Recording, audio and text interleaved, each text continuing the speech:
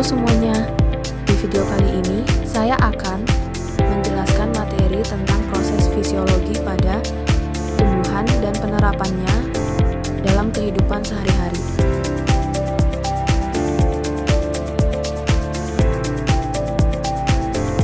Fotosintesis merupakan proses biokimia kompleks yang dilakukan oleh tumbuhan hijau, alga, dan beberapa jenis bakteri untuk menyintesis makanan dalam bentuk energi kimia glukosa. Proses ini memanfaatkan zat anorganik berupa karbon dioksida dari udara bebas dan air H2O yang diserap oleh akar dari dalam tanah dengan bantuan energi cahaya matahari dan pigmen klorofil pada daun.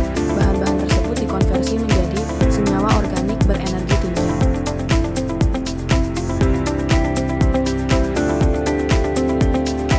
Persamaan reaksi kimia pada fotosintesis. Pada bagian input reaktan, 6 molekul karbon dioksida atau CO2 yang diambil melalui stomata daun berikatan dengan 6 molekul air H2O yang dialirkan dari xilem akar. Setelah mengalami eksitasi elektron, proses ini menghasilkan produk akhir berupa 1 molekul glukosa atau C6H12O6 sebagai sumber energi primer tumbuhan serta melepaskan 6 molekul oksigen atau O2 sebagai produk sampingan fungsional ke atmosfer bumi. Reaksi terang adalah tahap awal fotosintesis yang berlangsung di membran tilakoid, grena, kloroplast, dan memerlukan cahaya matahari. Energi cahaya yang diserap, fotosistem memicu fotolisis air H menghasilkan oksigen O yang dilepaskan ke udara serta energi kimia berupa ATP dan NADP.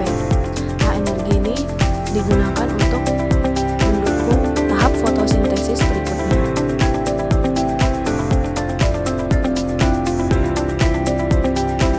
Tahap 2, reaksi gelap siklus Calvin. Lokasi terjadi stroma, yaitu bagian matriks atau cairan fluida di dalam kloroplas.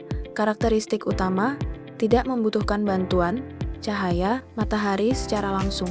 Mekanisme kerja memanfaatkan modal energi kimia, ATP, dan NADPH, hasil dari reaksi terang sebelumnya untuk memproses fiksasi karbon. Hasil akhir mengikat karbon dioksida CO2 dari udara dan mereduksinya secara bertahap hingga mengonversinya menjadi molekul gula, glukosa seutuhnya.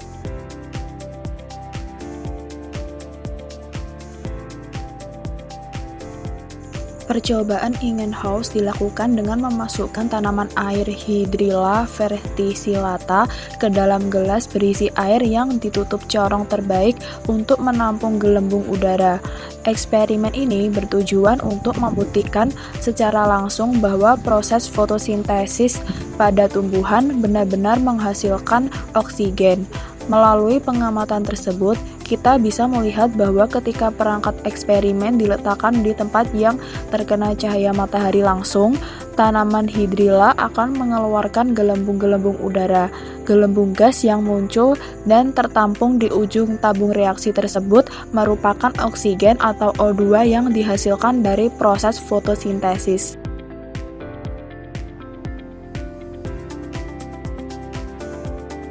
Respirasi pada tumbuhan.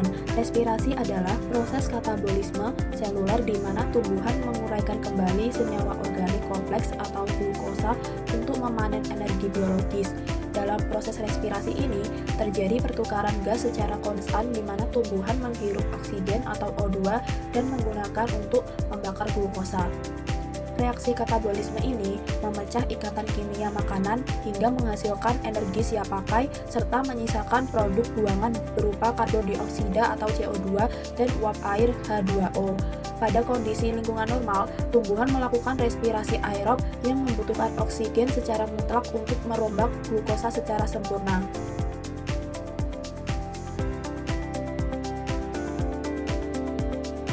Dalam respirasi aerob, satu molekul glukosa diuraikan menjadi energi melalui 4 tahapan utama yang saling berhubungan melalui 4 tahapan berikut. 1. Glikolisis sitosol atau sitoplasma.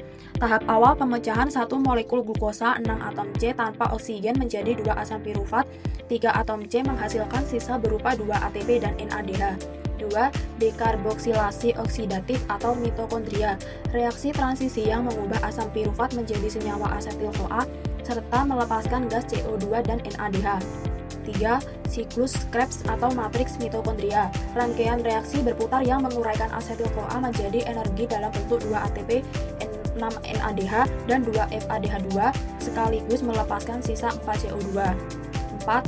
Rantai transport elektron, membran dalam atau krista, tahap akhir pemanenan energi terbesar di mana seluruh pembawa elektron dikonversi menjadi air H2O dan mendominasi produksi energi seluler hingga mencapai total 36-38 ATP.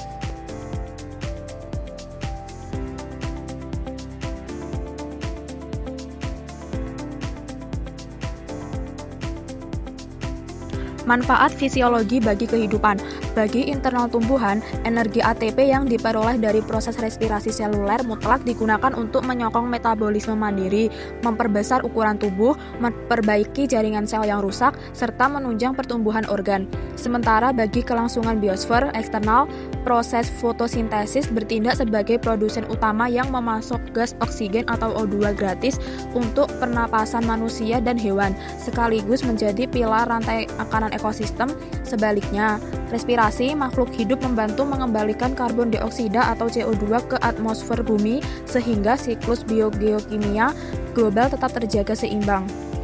Kesimpulan, fotosintesis dan respirasi merupakan dua proses fisiologis utama pada tumbuhan yang saling melengkapi dalam menjaga keseimbangan kehidupan. Fotosintesis menghasilkan bahan makanan dan oksigen, sedangkan respirasi mengubah bahan makanan tersebut menjadi energi yang diperlukan untuk berbagai aktivitas sel.